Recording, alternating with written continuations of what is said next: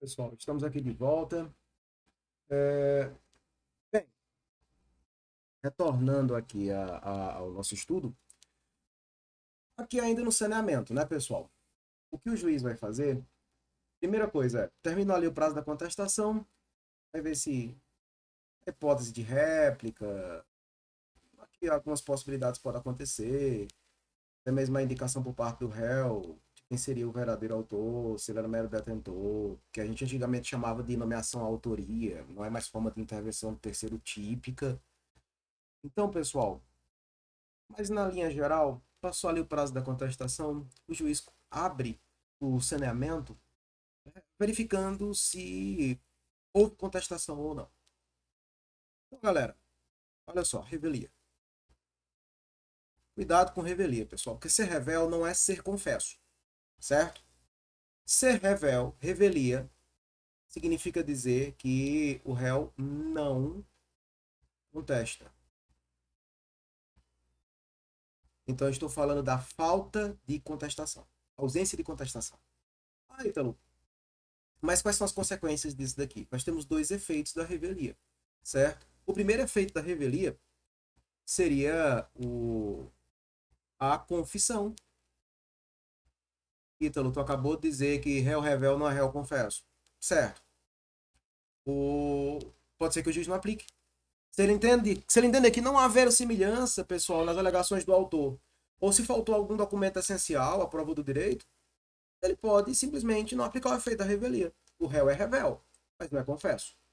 E o segundo efeito vai ser que o processo vai continuar independente da intimação do réu. Agora, é claro, o réu pode aparecer a qualquer momento e, claro, ele não vai poder contestar. Mas ele vai poder recorrer se for o caso, produzir as provas se ainda houver prazo. Beleza. Pode ser que mesmo o réu sendo revel a gente precise produzir provas? Pode ser sim. Sim. Não é automático. Não é revelia e ganhei o processo. E pode ser inclusive que o réu seja revel e o autor junte suas provas e mesmo assim o juiz não se convença. Então pode acontecer do réu ser revel e o autor perder, certo? E o autor perder, certo, galera? Então não é uma vitória automática. Então, beleza. Pode ser que aconteça, se aplique os efeitos da revelia, ou pode ser que não se aplique os efeitos da revelia, conforme cada caso. Ok, galera?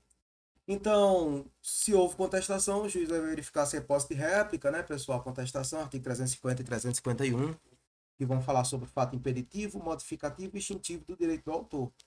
Por que tem direito à réplica, Ítalo?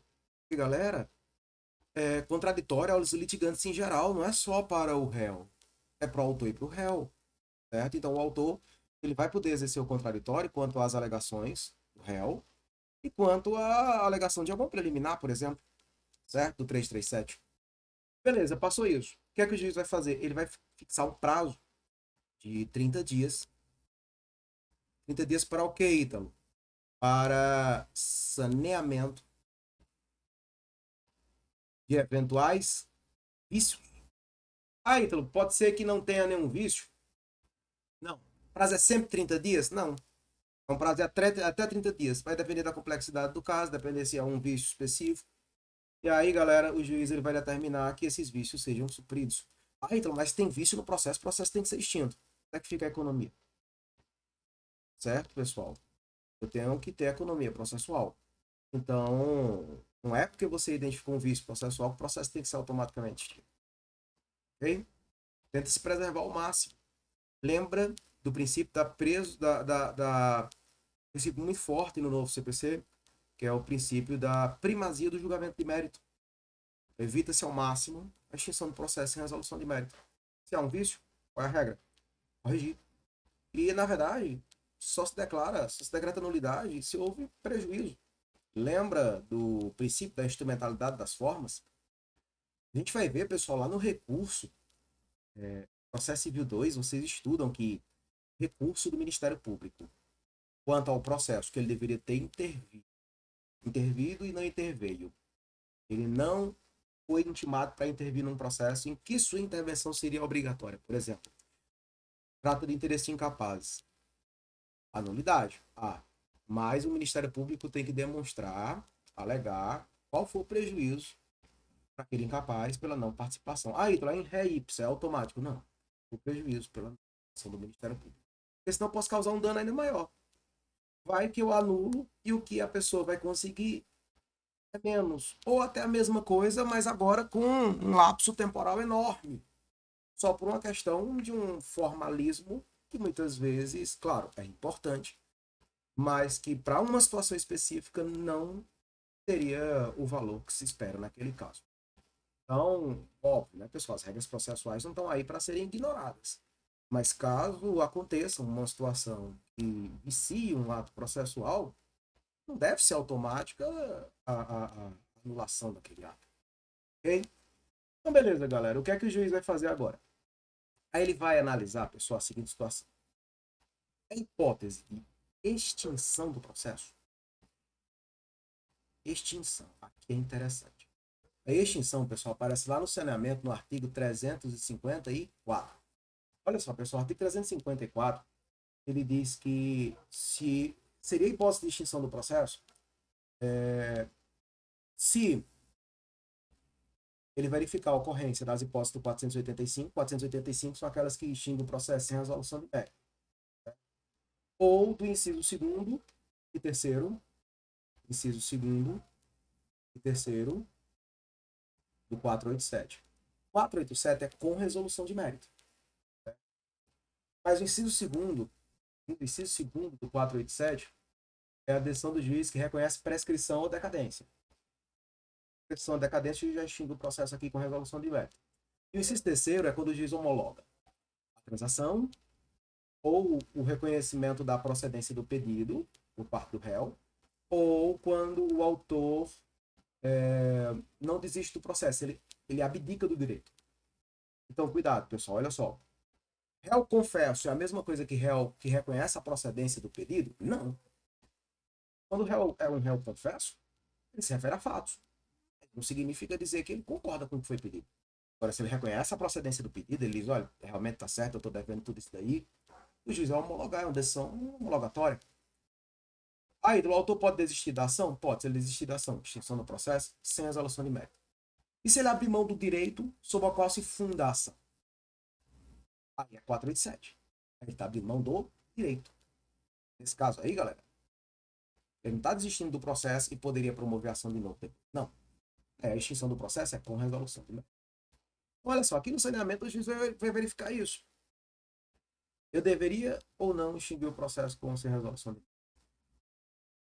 É isso que eu vou analisar aqui. Devo extinguir o processo ou não? Certo?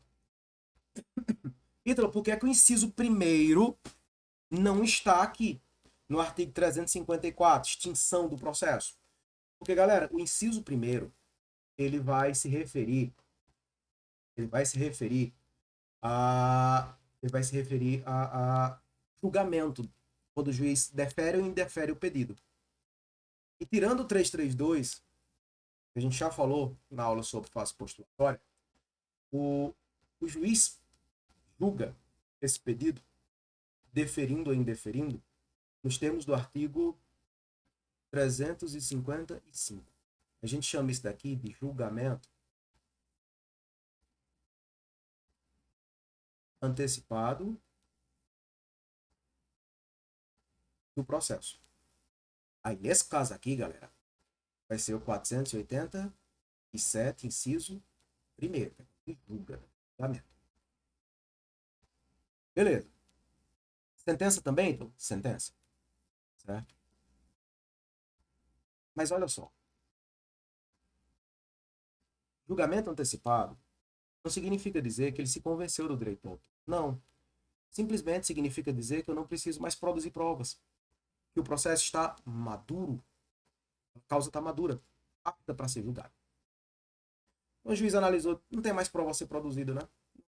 Ele pode intimar as partes e perguntar, galera, tem prova, você ainda quer produzir alguma prova? Pode ser que na petição inicial e na contestação, a discussão seja só sobre direito e todos os documentos já estejam lá. Vamos imaginar que é uma relação contratual entre duas empresas. E aí, a autora junta o contrato e alega que tem uma cláusula que é nula. É nula. Agora, O réu vem e diz, não, excelência, tá aqui, ó. Essa cláusula que está no contrato é válida. Por direito ela é válida. Não existe nulidade na cláusula. Tem que produzir prova? Vai ouvir testemunha? Não vai. O juiz já tem os fatos suficientes para julgar. Que é o contrato, que é a cláusula. Ele vai apreciar o que agora? Para o direito, essa cláusula é válida ou não. Agora, vamos imaginar que eu estou alegando que o contrato é nulo, porque houve vício no consentimento. Porque uma das partes foi ameaçada, houve coação, e eu tenho testemunha. Eu preciso. O juiz vai verificar se há hipótese de produção de novas provas ou não. Então tem processo que vai precisar, tem processo que não vai. Imagina que eu estou discutindo a onerosidade excessiva. Teoria da imprevisão. Tenho que demonstrar que houve um fato imprevisível. Esse fato imprevisível trouxe onerosidade excessiva, certo? Ele é superveniente à assinatura do contrato. Resultado. Eu tenho que demonstrar fatos, eu tenho que provar esse fato. Certo, pessoal? Se não precisar da produção dessas provas, aí, ó, 487, inciso 1º já pode ser aplicado. Como? Com um julgamento antecipado. Então, 355 diz, galera, da fase de saneamento já vai para a sentença. Não tem fase instrutória. Pula da fase de saneamento para a fase decisória. Ok? Agora, galera, o cuidado que vocês têm que ter. 356. Não se admite mais o estudante errando isso daqui. Porque o 300, olha só, o 355, puramente, se eu olhar para ele de forma pura, eu estou me referindo a uma sentença. Analisou todo o pedido. Agora o 356, e esse 356 comunga com o parágrafo único do artigo 354. Porque o 356 fala do julgamento parcial de mérito. Pelo amor de Deus, isso não é tutela provisória não, galera. É julgamento parcial de mérito. É julgamento parcial de mérito. Para que o 356 aconteça, primeiro, tem que existir mais de um pedido. Se tem só um pedido, não tem como eu aplicar o 356. Então, 356 exige acumulação de pedidos. Ok, galera? Exige acumulação de pedidos. Em regra, uma acumulação simples de pedidos. Então, olha só, como assim, então? Vamos imaginar que aconteceu uma determinada situação em que houve um dano material, um dano moral. Você está lá na sala de aula, você está comigo, aí você discorda. Olha, então eu não gostei não gostei desse exemplo. Me ofendi com o seu exemplo. Um exemplo aqui, real, acontece. Mas não gostei. Você vai até a sala, pega meu celular, joga pra cima, quebra. E depois começa a me ofender na frente de todo mundo e vai embora. Eu, chateado, triste. Ação inicial, ação de danos. Pedido 1, dano material, quebrou meu celular. Pedido 2, dano moral. Moral. Não venha me falar de crime, não. Não venha me falar de difamação, não. Esquece direito penal. Falando de direito civil. Reparação de dano. Ele me causou um dano moral. Então eu quero uma reparação. Eu quero valor do celular. Certo? E eu quero um dano moral. Na contestação dele, ele vai e diz assim: olha, então tá pedindo 10 mil reais a título de dano material, mas o telefone dele não vale 10 mil reais. Não vale.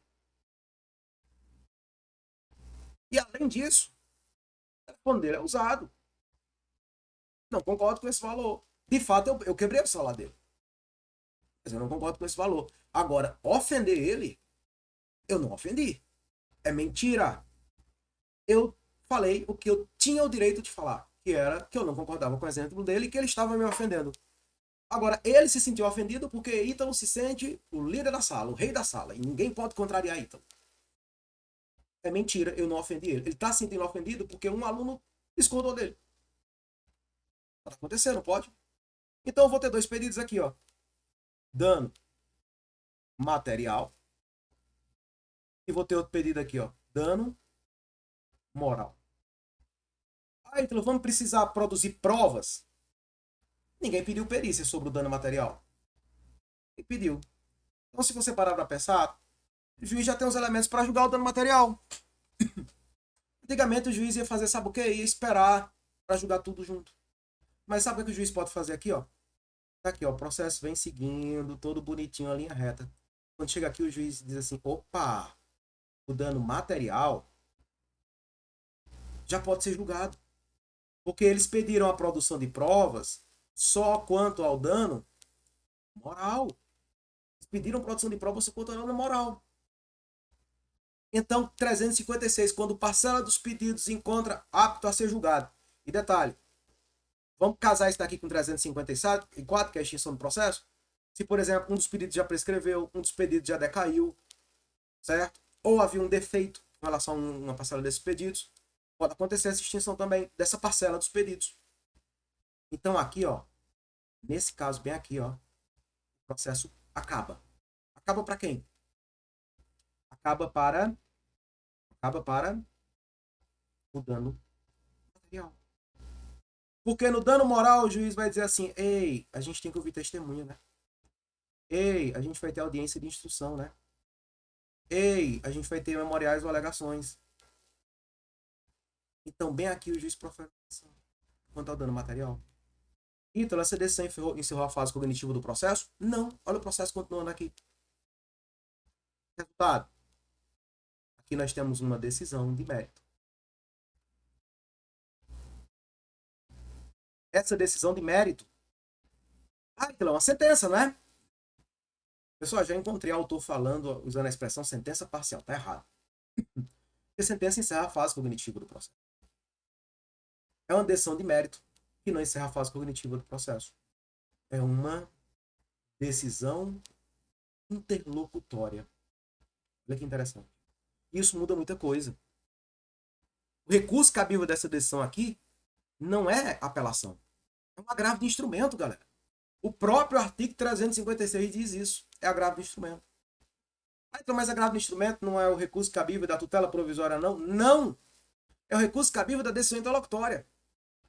Olha lá o que diz o artigo 1015. Cabe agravo de instrumento da decisão interlocutória que versa sobre. Aí está lá no inciso 2º. Mérito do processo. Faça a conexão entre o 1015, inciso 2º, com o 356 e o parágrafo único do 354.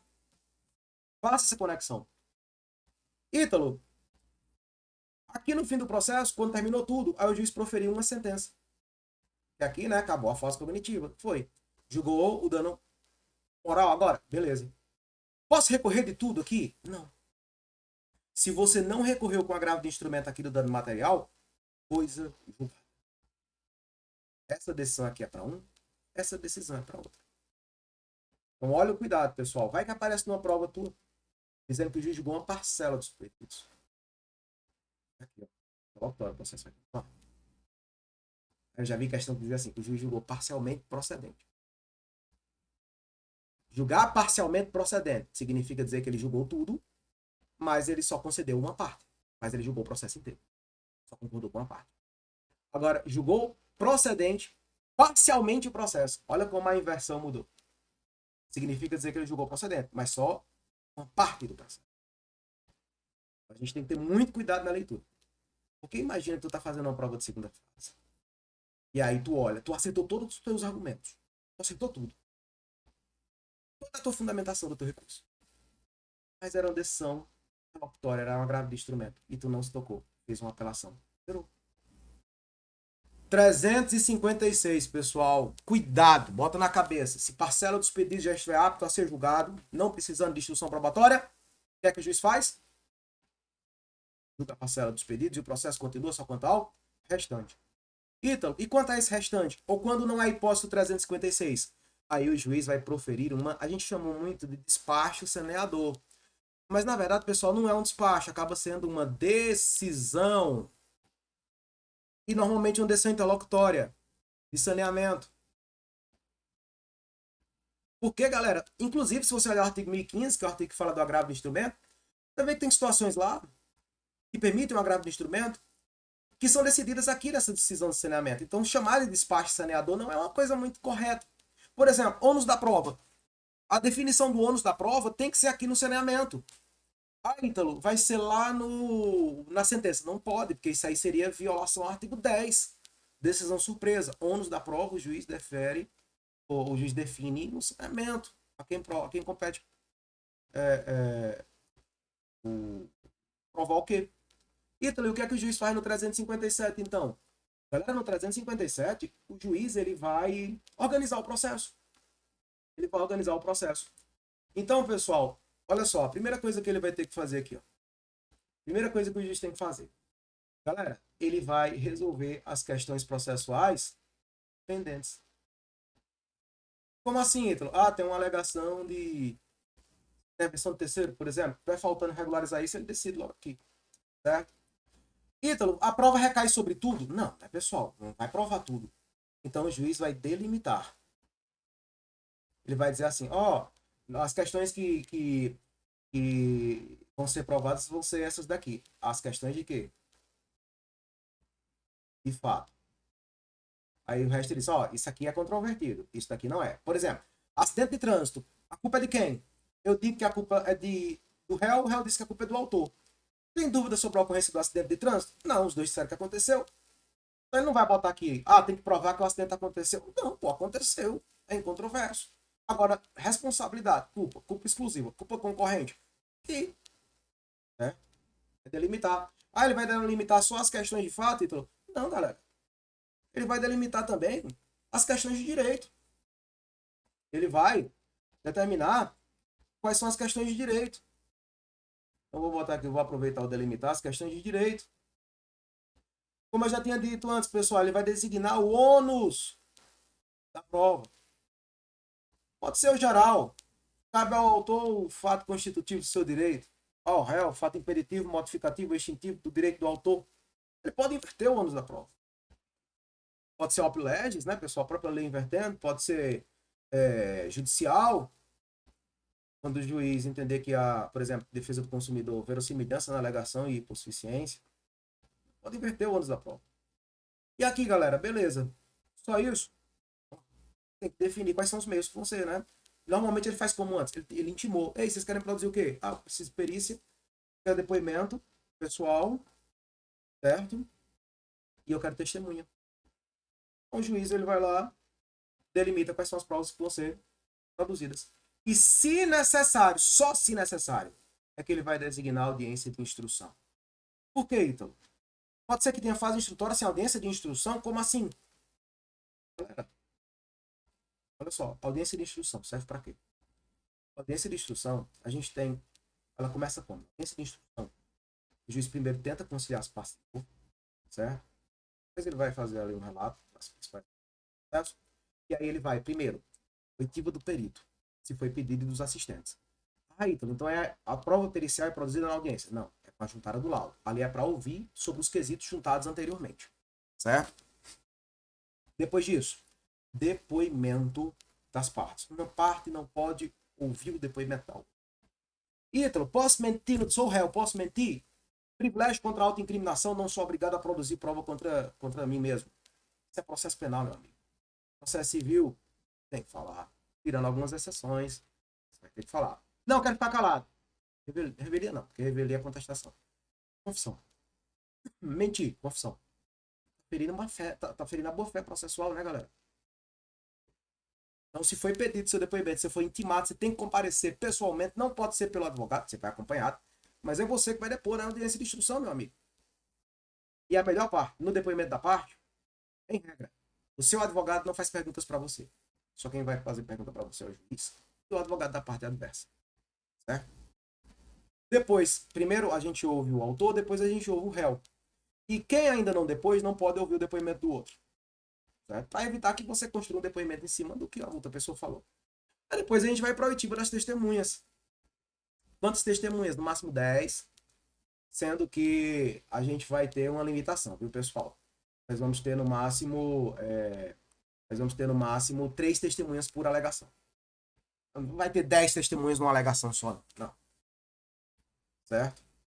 Então as partes vão juntar, o juiz vai dar o prazo para as partes juntarem um rol de testemunhas. Aí a gente, na audiência de instrução, ouve as testemunhas. Primeiro as do autor, depois as do réu. Nesse caso aí, tanto o juiz se o Ministério Público estiver presente ele também, o advogado do autor e do réu podem fazer perguntas para as testemunhas. E aqui o sistema que a gente adota no Código de Processo Civil é o do cross-examination. E como é que funciona esse sistema do cross-examination? Você não vai precisar fazer a pergunta para o juiz perguntar para o testemunha nem para a parte. O advogado pergunta diretamente para a testemunha. É muito mais simples, muito mais fácil. Essa audiência agora é gravada. O testemunho fica lá gravado. Não mais fazer aquele termo depois. Tudo fica gravadinho. Isso é só uma ata da audiência de instrução. Então, a audiência de instrução, imagine que as provas que eu pedi foram inspeção judicial, perícia, mas não pedimos para ouvir o perito. Certo? Nesse caso aí, galera, vai precisar de audiência de instrução? Não vai. Não vai ter necessidade de audiência de instrução. Certo? Vai depender, então, de quê? Das provas que serão produzidas. Aqui, pessoal, se vai precisar de provas, aí aqui dentro do saneamento temos duas possibilidades, né? Saneamento. Do saneamento pode ir diretamente para a fase decisória ou para a fase instrutória. Nosso próximo vídeo vai ser tratando sobre a fase instrutória. Se acontecer essa decisão de saneamento aqui, é porque está indo para a fase instrutória, viu? Porque senão vai ter diretamente a sentença, né, galera? Ei, Ítalo, pergunta para ti. A petição inicial, os fatos estavam completamente mal redigidos. Você não conseguia nem entender. E você é citado para contestar. Se aconteceu contigo, tá, a administração pública, tempo atrás uma pessoa propôs um remédio constitucional, impetrou um remédio constitucional, e eu fui fazer prestar as informações. E uma das alegações que eu fiz foi que prestar informações naquele processo violava o contraditório substancial, que era impossível compreender o que o autor pedia na petição inicial. Porque os argumentos da petição inicial destoavam completamente do pedido. Não tinha conexão fática nem lógica nenhuma.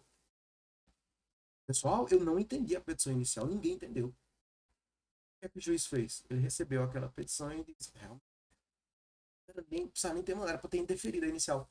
O que ele fez? Ele extinguiu o processo, a resolução do inépcia da petição inicial.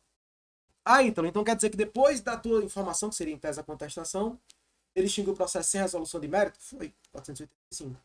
Que é aquela hipótese do artigo 354 que a gente falou agorinha. Ah, então beleza. Então quer dizer que depois da contestação ele pode indeferir a inicial. Não tô entendendo nada, Vitor. Calma.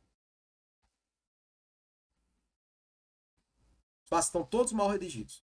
Não dá para entender. O juiz leu a petição inicial, mandou emendar, o cara não corrigiu. Ele indefere a inicial.